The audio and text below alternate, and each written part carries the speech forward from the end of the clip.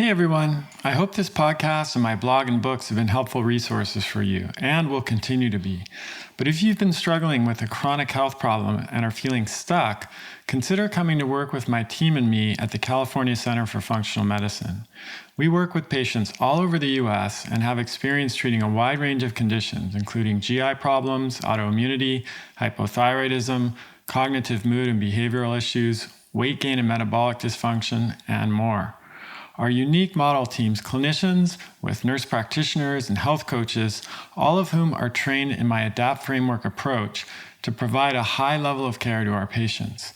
This means more support between appointments, personalized guidance on diet, lifestyle, and behavior change, a cutting-edge patient portal with 24/7 access to your labs and records, handouts and resources to guide your protocols, and a team of practitioners working together on your case.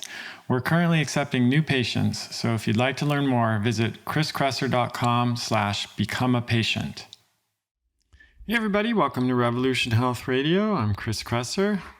This week, I'm going to be interviewing Ben Greenfield, a biohacker, health, performance, and longevity coach, ex-bodybuilder, 13-time Ironman triathlete, professional Spartan competitor, speaker, and author of the New York Times bestseller Beyond Training, Mastering Endurance, Health, and Life. So we're going to be talking with Ben about the intersection of biohacking and the ancestral lifestyle and diet, and some simple strategies and maybe some not so simple strategies that you can apply to mimic the ancestral pattern by using current technologies. So hope you enjoy the interview. Let's dive in. Ben, welcome to the show. Pleasure to have you. Hi, Chris. It's good to be here. So I always like to start with the backstory. I've found in this field of ours, have a path that got us here to, why we chose to get into this type of work in the first place. So I'd love to hear more about what brought you to this type of work. I got dropped off by an alien spaceship. Found myself shuttled into an exercise science lab. I'm halfway believing that. I know there are many who would believe that with the crazy laser lights I'm seeing on social media wearing on my head and tubes and needles coming out of my arms. I have always loved fitness and nature and the outdoors. I grew up, I was homeschooled in Idaho. And so I would generally finish schooling by about 11 a.m. and just play outside the rest of the day, hiking and catching rattlesnakes and making forts and digging holes and finding plants and even messing around with cooking a little bit, which I love to do now. And it's a topic relevant to my heart because I just gave my boys, my twin boys, where I can see them out my window. They're playing outside right now with their friends.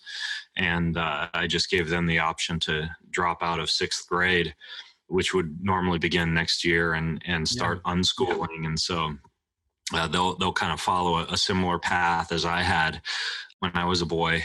And I really wasn't that interested in exercise science or anything of the nature until I discovered the sport of tennis. My parents really wanted to build kind of a cool place for the kids to grow up, and we wound up laying asphalt for a tennis court, and my dad and I painted lines and put up a tennis net, and they hired an instructor, and I began to play tennis and just really loved that sport. And I started to delve into ways I could make myself better at tennis. Up until that point, I was very much into reading and writing fantasy fiction, and I was president of our local chess club and played a lot of World of Warcraft. And I took apart computers and really wanted to be a computer programmer and design video games. That was my dream.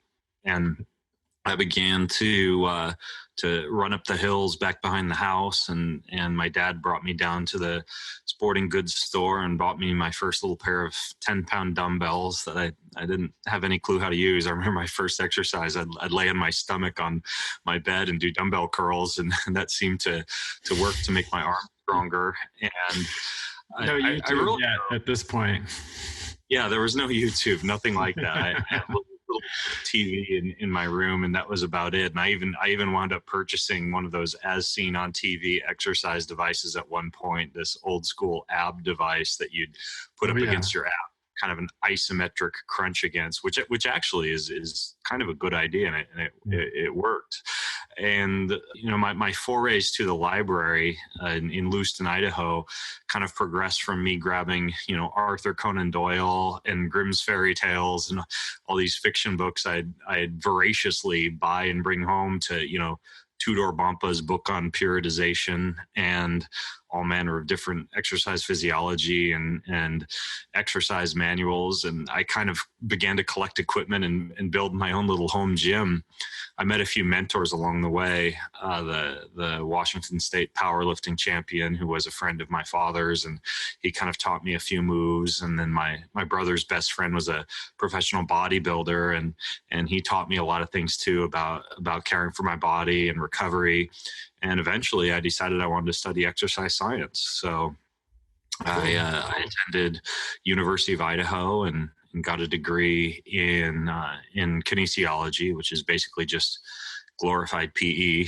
And along the way, I actually got very interested in medicine too. And so I took all the pre-med curriculum and worked my way up through, microbiology and biochemistry and OChem and even took the MCATs and got accepted to a few different medical schools. But I opted to stay in school and get a master's degree in exercise science and kind of study human nutrition and pharmacology and biomechanics at a graduate level, and wound up not attending medical school.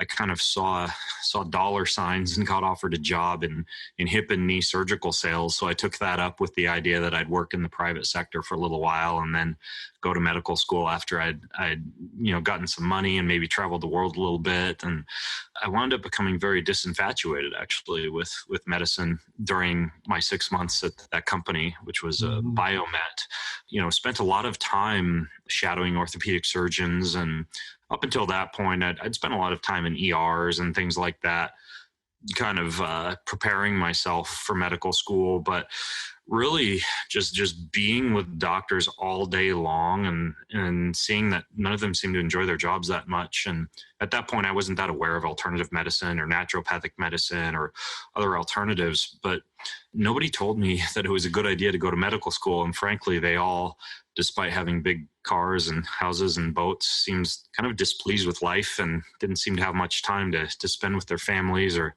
playing with their toys. And so I really made a decision that I didn't want to be a doctor at that point. And after I quit that job, which I did do, I just quit it. I didn't enjoy, standing around and in scrubs, pointing a laser pointer at overpriced hips being put into, obese patients who probably could have been managed via other methods prior to overpriced knee or hip replacement. I wandered across the street to the gym, which was next to the apartment that I was living in, and asked for a job and kind of slapped my resume down on the front desk. And at that point, I was already a certified personal trainer and a nutritionist. And I'd worked for 4 years as a trainer, kind of moonlighting during my college career. And I even had the privilege of being able to manage the wellness program at University of Idaho. So I'd done a lot up to that point. And so they gave me the job of fitness manager. And so almost immediately, I kind of had a full plate of clients to train and spent a couple of years working at that facility.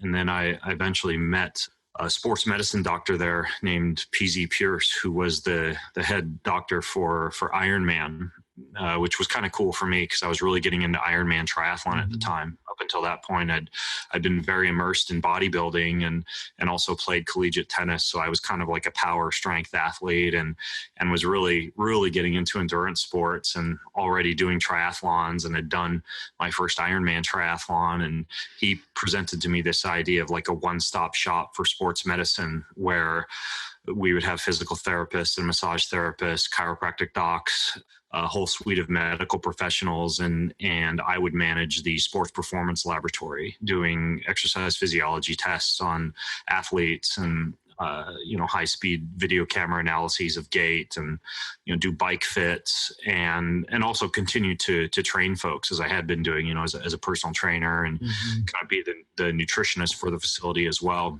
And so we launched that facility about a year later. I partnered up with him when we launched that facility called Champion Sports Medicine in Spokane, Washington. And I operated that facility for 5 years and did very well. I actually used all of the materials from the Exercises Medicine Initiative and partnered up with a lot of local docs, and they would send their patients over to our facility, and we were kind of the people to go to when nothing else was working for weight loss or even for sports performance, because we had all this pretty cool equipment you wouldn't find in a normal gym, like the high-speed camera, indirect calorimetry equipment, VO2 max. We had one of the first PRP machines, and so we were doing injections into joints, and just a lot of kind of cool cutting edge stuff, or what was cutting edge, 10 years ago. And so I did that for a while, and a couple of the docs actually nominated me for the National Strength and Conditioning Association's Personal Trainer of the Year award, and I actually received that. And so I was named as, basically, it's kind of like being named, America's top personal trainer. And that kind of thrust me into the limelight. And I started getting, calls from, ACE and ACSM and NSCA and all these different fitness organizations that wanted me to come speak at their locations on kind of how to operate a profitable business, a profitable brick and mortar gym-based business. And so I started to travel and kind of get on the speaking circuit. And around that time, I'd also launched a health podcast and kind of started my own little blog and newsletter. And I was dabbling online, kind of using what I'd learned in computer programming, back in my early days, to code my own websites and, design a newsletter form. And I was just basically doing it all myself. And I remember I was sitting at one of these conferences I was speaking at, and somebody got up and started to talk about the online industry, selling information products online and making PDFs and, affiliate marketing and all this stuff that was completely new to me. And at the time, I remember I was sitting at this conference with my wife, who was pregnant with our twin boys at the time. And I thought, well, geez, if I could do a lot of this, take a lot of this IP and studying that I'm doing and kind of put it out there on the internet and begin to operate a business that way, that would be a cool way for me to, be at home with my family, spend more time with my kids. And so I spent about 6 months working on a triathlon training product. It was called the Triathlon Dominator. And it was my idea to take what I was doing at the time, which was training for Ironman triathlon with a minimalist approach, right? A lot of high intensity interval training and weight training and plyometrics versus the traditional, beat you into the ground, 4-hour a day endurance training protocols that were and still are very popular among the endurance crowd, and kind of put together this package that allowed people to train for an Ironman without neglecting their family or their friends or their career or their other hobbies. And I launched this program, and it was very successful. I made like $50,000 over the course of a week, just selling this program online to triathletes, triathlon coaches, and triathlon clubs, and it worked out so well. I thought, well, geez, I could probably could be a thing. Yeah, I mean, I was doing well as a personal trainer. I was making 6 figures plus a year as a trainer, but I was also working my ass off. I'd show up at the gym at 5 a.m. and I'd get home at like 9 p.m. And that really wasn't sustainable to family life. And I certainly could have just hired a bunch of employees and, kind of outsource a lot of the work. But I instead opted to kind of fire all my clients or move them on to other trainers. And I stepped down from my position at Champion Sports Medicine and began to do largely what I do now, podcasting, writing articles, and doing books and nice. Speaking. That's kind of what I do now. That's quite a journey. Thanks for laying that all out. It's always fascinating to me to see, where people came from and how they ended up where they are. So I want to dive in a little bit to, some of the topics that I want to explore with you. And one is ancestral living versus biohacking. And, the way I said that almost makes it sound like those are diametrically opposed, which I don't necessarily think is true, but we might think of it kind of as a spectrum. And some people perhaps are very interested in biohacking and not so much in ancestral living. Others are really interested in ancestral living and not so much in biohacking. I'd probably put myself closer to that end of the spectrum. And then others are very interested in both. So where would you put yourself on that spectrum? And, how do you identify in both of those categories? Yeah, well, biohacking, I kind of grit my teeth at that word a little bit nowadays because it's gotten a bit silly. People, whatever, jumping on trampolines, wearing their training masks and shining laser lights on their balls all at the same time, or, using their vibration platform to get six-pack abs, or whatever the case may be. Right. And I think that term has been bastardized to a certain extent. I simply view biohacking as using technology to a certain extent to enhance biology, or even to simulate what ancestral living can give us. For example, like I mentioned, I'm looking out the window of my office at my kids playing outside in the sunshine, and I'm in here blogging and podcasting and doing what I do during the day. And so to a certain extent, I find ways to simulate some of this ancestral living. Like I use these photo biomodulation panels in my office to get near and far infrared light that I am not getting from the sunlight during the day because I'm indoors. Yeah. Or when I'm traveling and I don't have access to the Spokane River, this ice cold river I can go and jump into, near my home. When I'm at home, I will go into a cryotherapy chamber and do a quick burst of cold, or I sleep on a grounding mat to simulate, I just got back from a week-long hunting trip on an island in Hawaii. And, I've spent the past week just sleeping on the ground on the beach, no sleeping pad or anything. My sleeping bag in the sand, and slept wonderfully. I as I know a lot of people do in our sector, I wear like a self-quantification device to quantify my sleep, and sleep scores were just amazing, just sleeping outside ground, especially deep sleep, at levels of 20 to 25%. And I can simulate that at home by using, essentially pulse electromagnetic field therapy, or PMF on my bed. And I would consider that to be a biohack as well, or, doing something like instead of going outdoors in the afternoon heat and sweating, to upregulate heat shock proteins, or to induce more nitric oxide. I'll get into an infrared sauna in the mornings a lot of times and do my sweating that way. And so, there are so many examples of ancestral living, many of them based on hormesis, right? Like sunlight radiation and cold exposure and heat exposure and the low level radiation that we get when we're outdoors barefoot or sleeping on the ground.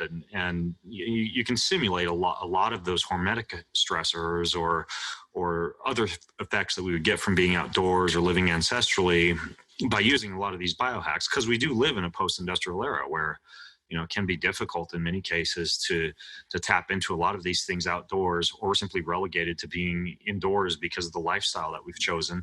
And so, absolutely, it sounds like you're interested in using technology or biohacking, and using technology to kind of get some of the benefits of an ancestral lifestyle that are difficult to obtain in our modern lifestyle.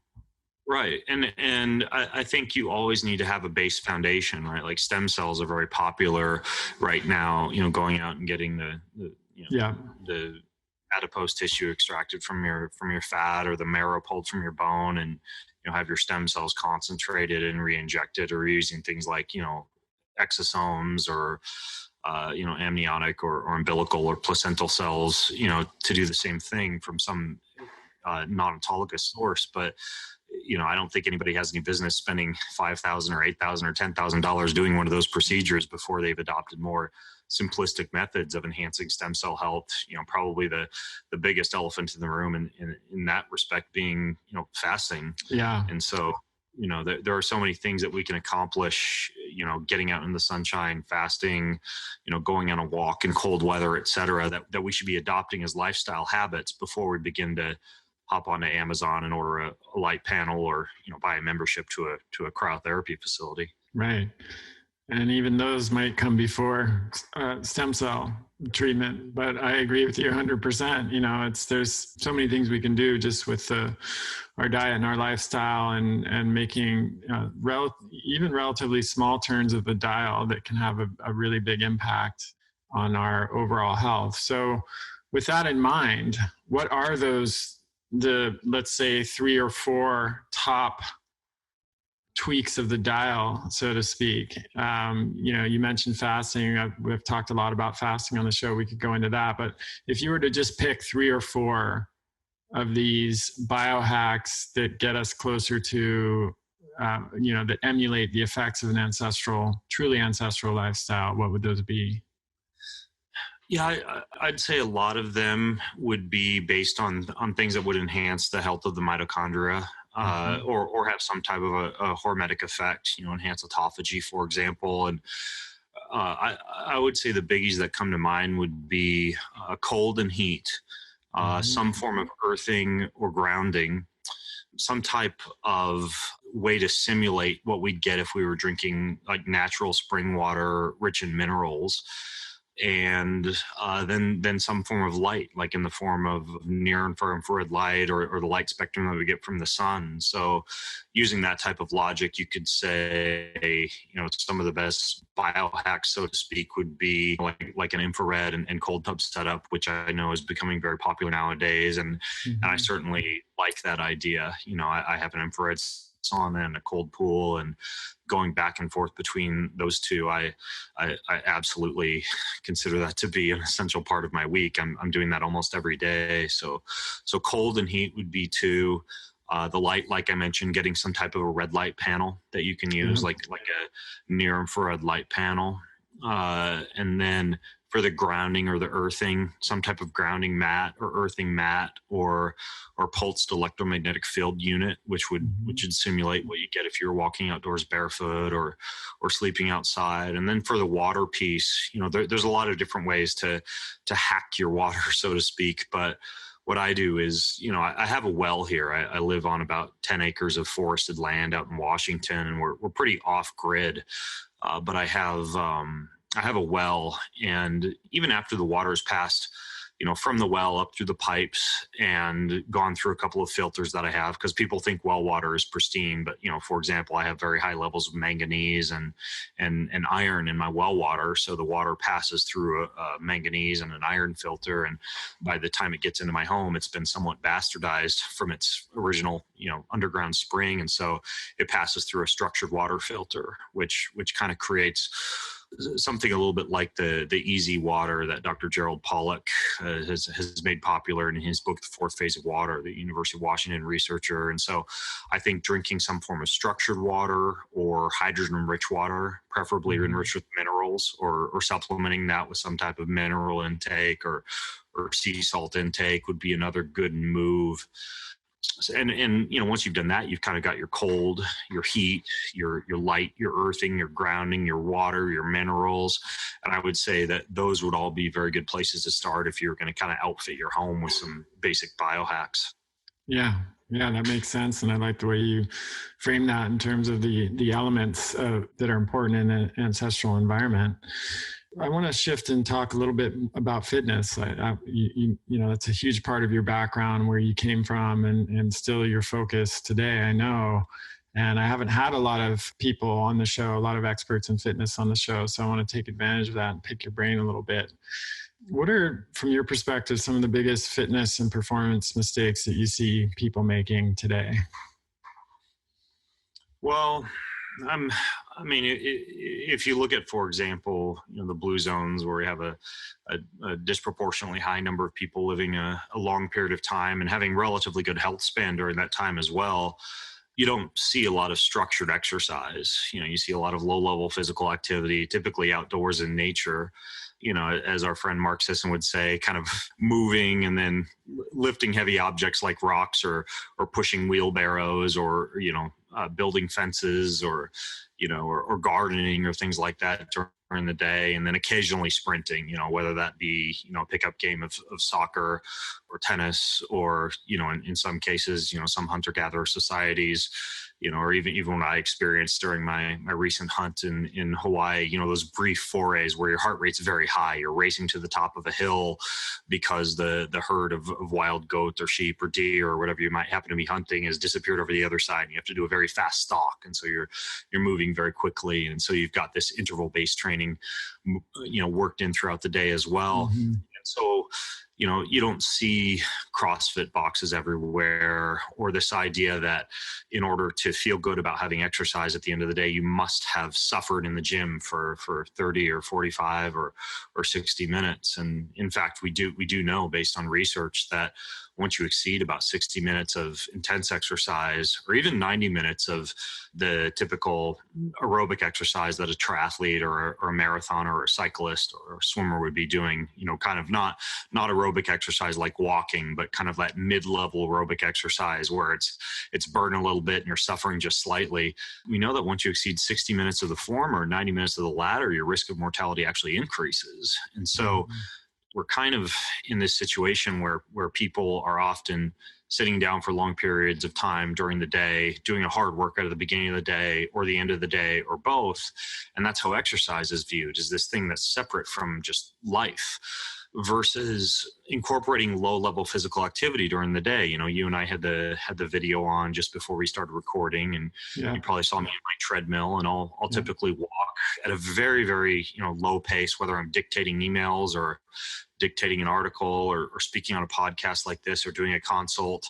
I save all my phone calls for between 4 and 6 p.m. in the afternoon and duck up to a farm road back behind the house and walk more. And so by the end of the day, I'll typically walk a good 5 to 7 miles, low level physical activity during my day that doesn't involve me going to the YMCA or, 24-hour fitness and getting on the treadmill. In addition to that, I have in the room next door to the office here a hex bar that's loaded up with weights, and I'll just drop into there every once in a while, kind of in between calls or, during my Pomodoro breaks, and I'll just lift the hex bar 5 to 10 times. I have a kettlebell on the floor of my office, and same thing. During some of my breaks, I'll stop and I'll do 30 kettlebell swings to get my heart rate up and simulate that intense interval training. When I go to check the mail, we have about a 1/4 mile long driveway. So I'll walk down to the mailbox, but then I'll, assuming no one's delivered an enormous package, in which case I'm walking up the driveway, I'll sprint up the driveway, kind of clutching the mail to my chest. And so my kind of rule, and what I encourage people to do, is to change your environment, especially your working environment or your lifestyle environment, to the extent where you're engaged in low-level physical activity during the day. You got a few things that you can lift or swing, or I especially like the idea of, I believe the technical term is brachiating, but hanging, right? Like having a pull-up bar installed in the door of your office or in the kitchen, so that you can hang. And I have a yoga trapeze in the living room and a pull-up bar in the office, and a rope hanging outside the tree that's near the front door. And so I have these objects I can hang from and climb on and pull from as well.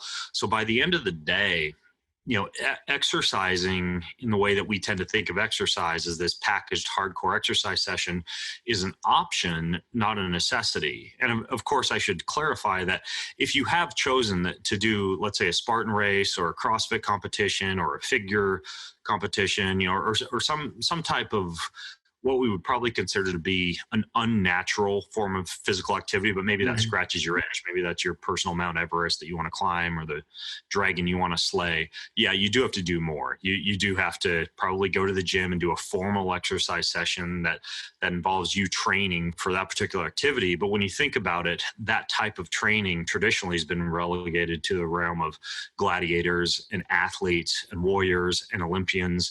And it's not synonymous with longevity, right? You shouldn't fool yourself that going out and doing an Ironman or, one of these longer Spartan races, or bodybuilding or figure fitness competition is going to help you live a long time or is natural.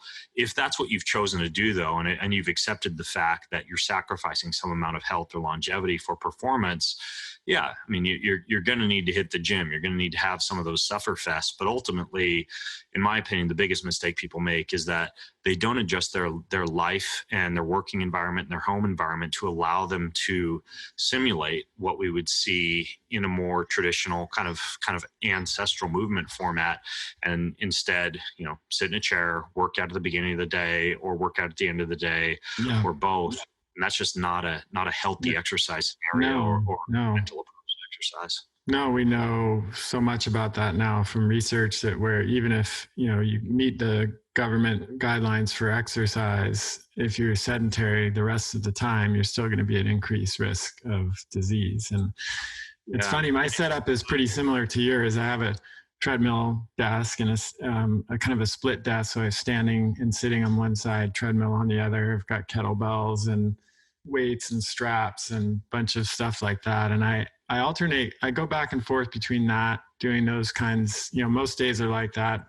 But I found personally that, for me, exercise is, a distinct period of exercise is as much about getting away from my work and my computer and all of that stuff as it is about, physical activity. And so that's the dangerous part too, is a lot of people will use it to just like check out, to almost as their form of moving meditation or a form of catharsis. And I get that too. Like I understand if going out and doing a hard weight training workout at the end of the day to blow off some steam, or going for a relatively difficult lunchtime run to just get your mind off of work. I get it. But at the same time, I think people just need to understand that there can be some danger there in terms of chronic low-grade inflammation or excess wear and tear in the body, or, just adding more stress points to the day, or, if you're tracking your heart rate variability, as a lot of folks do, I'll look at the HRV of a lot of my clients who are training heavily, and it's just kind of relatively suppressed the entire week, showing that the nervous system is simply not getting a chance to repair and recover, which can affect sleep cycles and can affect, again, your inflammation, your movement, the quality of your movement. So it's just something you need to be careful with. And what I encourage people to do is find as many ways to scratch that cathartic itch or that movement as meditation itch as possible that don't necessarily involve, especially like eccentric exercise, that tears muscle fibers, like weight training or like running, for example, sauna sessions, cold therapy. I'm huge on walking. And so I probably exercise about a third the amount that I used to, but I'm still doing a lot of things. I'm still hitting the sun and the cold pool in the mornings and, walking for an hour in the afternoons. And it's just as enjoyable and fulfilling and almost just as cathartic as well, and gives me that form of moving meditation because I love to move. I just can't sit still most of the time. But it doesn't have to be, the elliptical trainer or the rowing machine at the gym, or just like, doing multiple sets of reps over and over again until you're sore and you can't move the next day. Go out and find things that scratch that movement itch that don't necessarily involve beating up the body. And you'd be surprised at how fulfilling that can be. And, if you do want to lift or sprint or do workouts, you can get away with a couple of decent weight training workouts per week, which is what I do. I do a full body weight training session twice a week. To keep your VO2 max elevated, you only need to do a hard, very hard cardiovascular workout once every 2 weeks to keep your mitochondria health maintained, or to even get mitochondrial biogenesis. You only need one like high intensity interval training workout per week. And then to maintain your muscular endurance, or what we would call your lactic acid tolerance and exercise physiology, if you're doing a weight training session a couple of times a week and you start and or end that workout with something like a Tabata set of 20 seconds hard, 10 seconds easy, you've all of a sudden checked the mark of strength training, lactic acid tolerance, VO2 max, and mitochondrial training. Assuming you're engaged in low-level physical activity during the day, you've got the aerobic piece managed, and all of a sudden you're checking all the boxes of fitness with, what might amount to an average of perhaps 30 to 40 minutes of formal exercise per day, without the amount of body wear and tear that a lot of people are getting by, kind of hitting the gym for an hour every day. Yeah, makes sense. So let's talk a little bit about sleep. You've written a lot about this over the years and sleep tracking with various devices. And I'm just curious where you're at now, what you're finding to be most helpful in terms of tracking for sleep and, getting the most out of the sleep tracking data. Because it's one thing to collect the data and it's another thing to actually put it to use. Yeah.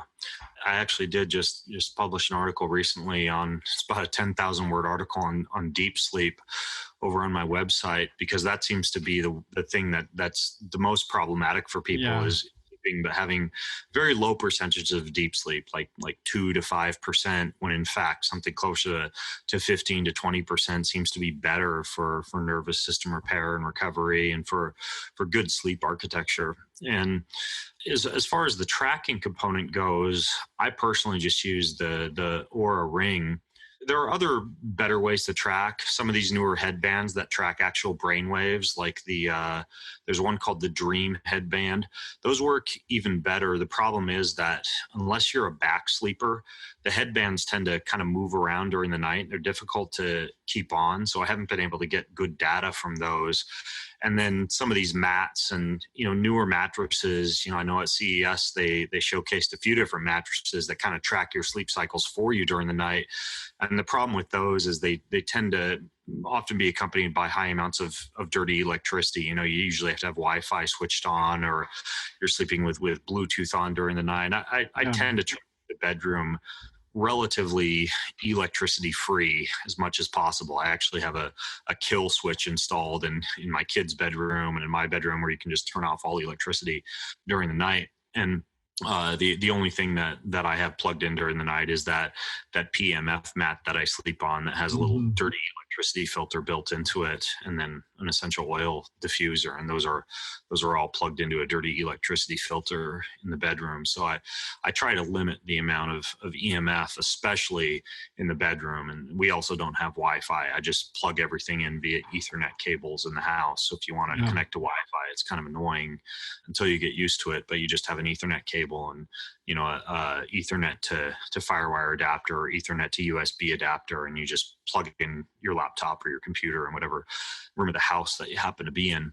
But back to the sleep tracking, right now I just use the Oura Ring, and it gives me pretty decent data. A few of the interesting things that I've found are temperature affects it very dramatically. And so most people are aware of normal sleep hygiene, right? Sleep in a quiet room, sleep in a dark room, avoid especially blue light exposure at night, and don't do business in bed, right? The bed is for sex or for sleep. So, you have your temperature, your light, your sound, and your sleep environment kind of dialed in. But when it comes to temperature, I found that going beyond just, lowering the temperature of the room to 64 to 66 degrees, and instead getting some form of cold exposure in the evening. A lot of folks, and I like this approach because it works well, especially when I'm traveling also, and I don't have access to, say, like a sauna and a cold pool, although that regimen helps tremendously with deep sleep. Just a simple hot, cold contrast shower,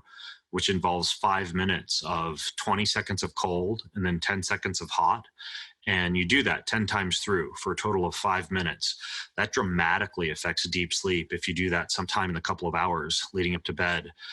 If you wear socks when you go to bed to keep the feet warm so that more blood is shunted to the core, it enhances that effect even more. And so if you take a hot, cold contrast shower, then you put on socks and you go to bed, and the room is already, at a relatively cool temperature, 64 to 66 degrees, that's one thing that amps up my deep sleep cycles dramatically.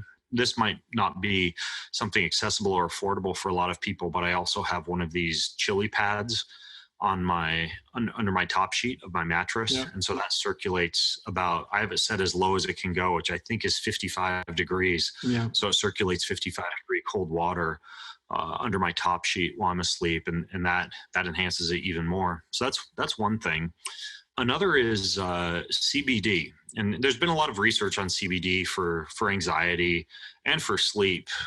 The problem I've found is that, a lot of these CBD oils and tinctures, the dosage is about 5 to 10 milligrams. But when you look at the research, much of the research is 100 up to 900 milligrams for sleep. And I find when I approach that 100 milligram mark with CBD oil, it dramatically increases my deep sleep quality. And you wake in the morning just slightly groggy, very similar to if you'd taken a lot of melatonin.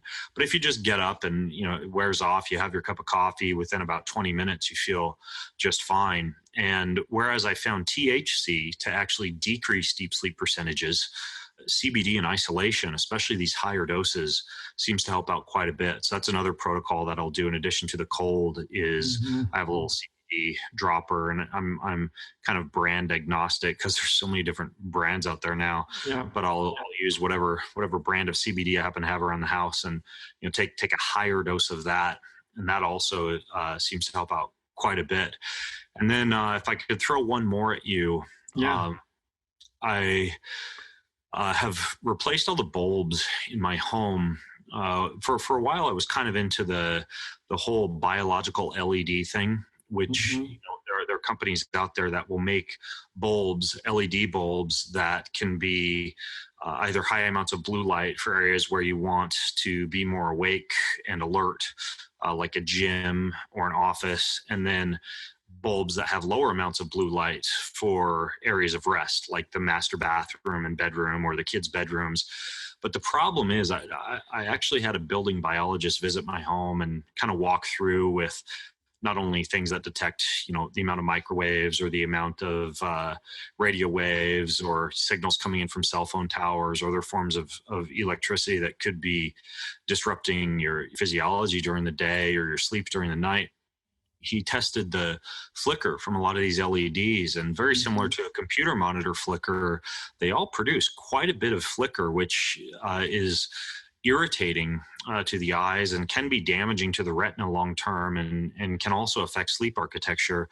So I've replaced all the bulbs in my home with incandescent, just full spectrum incandescent, but in particular in the bedroom, replaced all the bulbs in the bedroom and the master bathroom, should I turn on the light when I get up to use the restroom during the night, with red incandescent bulbs.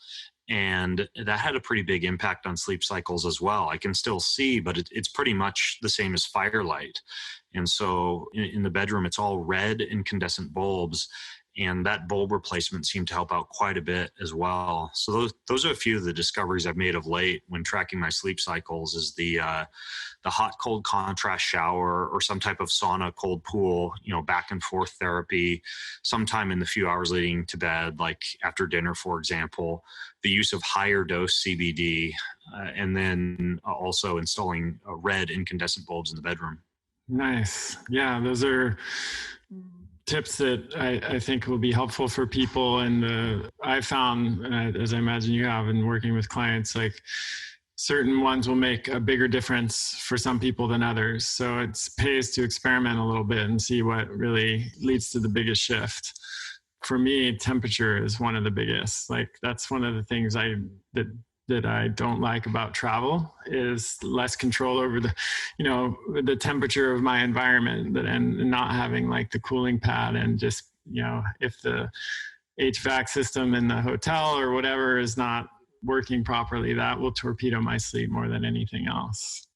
Yeah. The air pollution one is an especially tough one when you travel.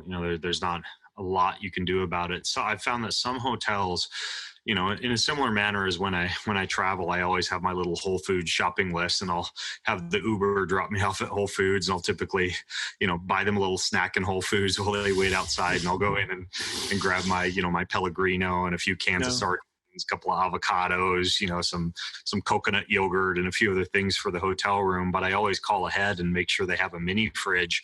And when you call ahead, you also ask if they have an air filter. A lot of hotels have a few extra HEPA air filters that they'll actually have available for you in your room when you go up. Yeah. So that's always an option as well, unless you're staying in a place a long time. If you have a Costco membership or you shop at Walmart or whatever, or someplace with a decent return policy, you can always go that route too. Yeah. But yeah, the air quality one is pretty tough when you travel. So, how about the cognitive performance? Let's finish up with this. I mean, sleep, obviously, a huge contributor to cognitive performance, and exercise and fitness, which we've already talked about. What else have you found to be the biggest levers for cognitive performance? Yeah, if there's a few things that maybe fly under the radar, because I know neurogenesis is talked about a lot. The idea of learning new things and protecting inflammation of the brain by limiting sugar and vegetable oils. There's a lot of course, nootropics out there, from Ciltep to Qualia to Alpha Brain. A lot of people are aware of many of the things that are out there. But if I could give you a few that folks might not be aware of, one is this idea of using low-level laser therapy or some form of infrared light at a specific frequency in the form of like a head cap for the head during the day. There's a company called V-Light, VIE Light, and they initially were developing these head-worn devices for Alzheimer's and dementia that have a signal emitted in the range of 10 hertz, and then another device that has a signal in the range of 30 or 40 hertz. And that newer device is called the Gamma. I recently got my hands on one, and I've been using that in the mornings. It can, because it enhances the activity of cytochrome C oxidase in the mitochondria, neural tissue, and whenever you upregulate mitochondrial activity like that, you do create reactive oxygen species. So in the same way you wouldn't want to use an infrared light panel all day long, you would only want to use this about once every 24 to 48 hours. But that, when I use it in the morning, I'll often put it on while I'm sipping my cup of coffee in the morning, reading through research or replying to emails. It really gives me a big boost of cognitive energy for about 4 to 5 hours, I've found. You wear it for about, I think it automatically turns off after about 25 minutes. It's called a V-Light. I want to say the price point is somewhere between $600 and $1,000. So it's not an inexpensive device, but that's one I've been toying around with that seems to give pretty good results. Another would be, I don't know if any people are familiar with peptides, but there's kind of a growing interest in peptides. I was recently at the American Academy of Anti-Aging Medicine, and there were many kind of peptide breakouts and conferences there. And peptides are just these strings of amino acids designed to elicit specific functions. Like two that are popular in the sporting world are BPC 157 and TB 500. The former works on decreasing inflammation, the latter on improving healing of myosin and actin fibers. And these are all injectables. And other popular ones would be there's one called Epitolon. That's one that would be used as kind of like an anti-aging peptide. Mm-hmm. Another two similar peptides that are kind of mitochondrial derived peptides are humanin and MOTS-C. And so this world of peptides is very interesting. You need to be very careful because a lot of websites are popping up that are selling kind of bastardized versions of peptides. Typically, you want to work with a physician who has access to a good compounding company like Tailor-Made Compounding is one very good one for peptides. But there's a newer peptide of late that enhances neurogenesis and decreases inflammation, might improve the integrity of the blood-brain barrier, and is also kind of acts very similar to a nootropic for cognition and for memory. That one's called Cemax, SEMAX. That's another one I started to play around with in the past month. It involves injecting it, just like with an insulin syringe in the skin around the abdomen during the day. And that works very well, again, for a very good, clean boost of cognitive energy that seems to last about 6 to 8 hours without producing any kind of drop in energy afterwards, or a crash like you'd get from something like, say, modafinil or something like that. But that seems to work very well, this peptide Cemax. So that's another one. And if there's let me see if I can think of one more that's kind of interesting in the world of nootropics or smart drugs. I guess another one, and I'm trying to come up with some things that folks may not have heard of. Yeah, thanks. But lysergamides, probably the most popular being LSD, are kind of popular now in terms of things that one would microdose with. And LSD can cause kind of a merging of the left and right hemispheres of the brain and allow for you to engage in creative and analytical thinking simultaneously. And, for example, I actually, when I kind of wanted to experiment a little bit with microdosing with LSD, I used it about 1.5 years ago for about 8 months. Every Friday I would use it because I was writing a fiction book, and I found that it seemed to help quite a bit with me being able to organize thoughts and still be able to tap into my creative brain. And so I just use it every Friday to write fiction, and worked very well. The problem with it being that it's a little bit difficult to get your hands on LSD, but there's a newer analog of it called PLSD, which is also lysergamide, that's a little less expensive and easier to find.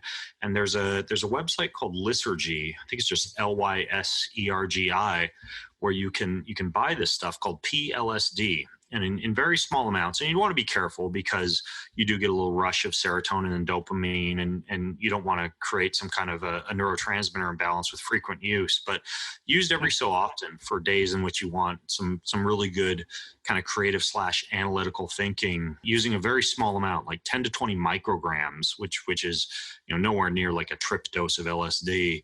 That also seems to really help with things like creative writing, creativity, problem solving, etc. And it's not LSD; it's called PLSD. I forget what the P. What is the legality of PLSD? I actually don't know. It's one of those things, not sold for human consumption, probably questionable in terms of legality. But as something that acts as a pretty powerful nootropic, it seems to work pretty well. So, if anything, I've just advised everyone to go out and use illegal drugs. So my apologies, but that's that's one that came to mind. Yeah. No, I was just curious. I haven't heard of that, and since you mentioned you could order it online, I know you can order a lot of stuff online now. That 40 seconds and there's online too. Yeah, exactly. So cool. This has been really fascinating, and I know listeners are going to get a lot out of it. Just in closing, what's on your radar these days? What are you exploring next? What are you up to? Besides working really hard on developing a curriculum for my kids, which involves sitting them down and picking their brains over and over again about their passions and what they want to learn, from gardening to graphic design to how to dissect a wild animal. I'm kind of deep in the throes of finishing up a book called Superhuman RX or Superhuman Prescription. It's kind of a beast. It's about 600 pages long in this big 8.5 by 11 hardcover, and probably won't come out till January of 2020. But it's almost like a sequel to my former book, Beyond Training. I wanted to work in a lot more spiritual healing, gratitude, sound healing, vibrational therapy. There's a lot of quantum physics in there, a lot more of what some people might consider to be woo-woo, but things that I've found to be very helpful, and there's, even chapters that take a pretty deep dive into things like, sexual enhancement and libido, et cetera. And then a lot on the brain and cognitive enhancement, and about 10 chapters on the body as well, especially in terms of using, a lot of the type of longevity topics that we talked about. And the chapter on anti-aging is like 90 pages alone, just delving into, everything from peptides to injections, the stem cells, to just kind of like the new world of anti-aging and what works and what doesn't. So that book's been kind of a beast, but it's turned into the publisher. And so that's what I've been busy with late. Yeah, that's Thanks. Always a lot of work. Thanks so much for joining me, and it's been a pleasure to chat with you, and I'll see you at Paleo FX as we do every year. I'm looking forward to it, man. I'll see you at the speaker's dinner. All right, take care. That's the end of this episode of Revolution Health Radio. If you appreciate the show and want to help me create a healthier and happier world, please head over to iTunes and leave us a review. They really do make a difference. If you'd like to ask a question for me to answer on a future episode, you can do that at chriskresser.com/podcast question. You can also leave a suggestion for someone you'd like me to interview there. If you're on social media, you can follow me at twitter.com/chriskresser or facebook.com/chriskresser L.A.C. I post a lot of articles and research that I do throughout the week there that never makes it to the blog or podcast, so it's a great way to stay abreast of the latest developments. Thanks so much for listening. Talk to you next time.